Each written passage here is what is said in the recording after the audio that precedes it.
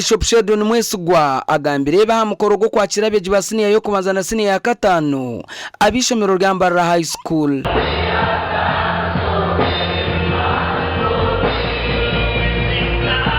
Tukakishobora kigwe konkani kirebukana amazima abo kuba mpurire uri yabiri nashobora ngo billion 3 ezibatwire mu radio ya speaker mama bukedeya ababiri bazishoboraho bagizere ngo tubarasitwire yo murundu gumwe bakagumana batwara yo ncenche ona shi radio jo mu Uganda ni yerumu kaharbo revival radio nabambire nje ito nangwa tuba tuhawunka miliyoni nkiga nazo nkanyoti zikunyamba ninterera abanya Uganda abantu ntubanangwa ntubamanya kunka sharamu kuturana ubundi abatashikire ngo abo kuba yakwereze mpira ekintu cy'ubusasa. Okurugirira ham ahimbisibwe headmaster wa MBARARA High School abeji 402 nibo bahirwe myanya omusiniya yo kubanza kandi 235 omusiniya ya gatanu ayishomereri ahabwa umwaka gw'Inkumi-2024.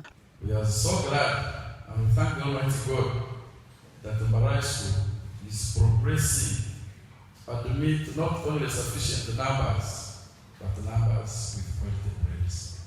Abana aba bagizwe umugisha kushanga ngo ishomereri beija obu ishomereri rugiyongire koraje munonga okukira munonga ahwe mico mirungi kandi no gwebembezi burungi webembezi burya ndenge zitakushana.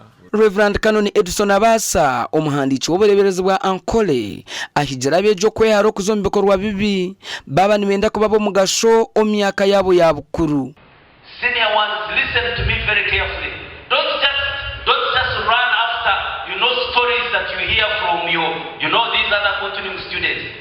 Determine to be a disciplined student.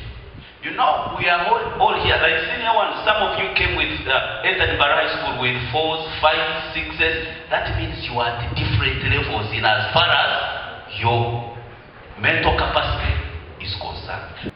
This is also espoused by Nelson Mandela, who was the former president of South Africa, in one of his most famous sayings on the value of education. Value of education. What has brought you here? What has made you join MBARARA High School? That education is the most powerful weapon which you can use to change the world. Amakuru agagasha kwa Sengendo Abdulkarim.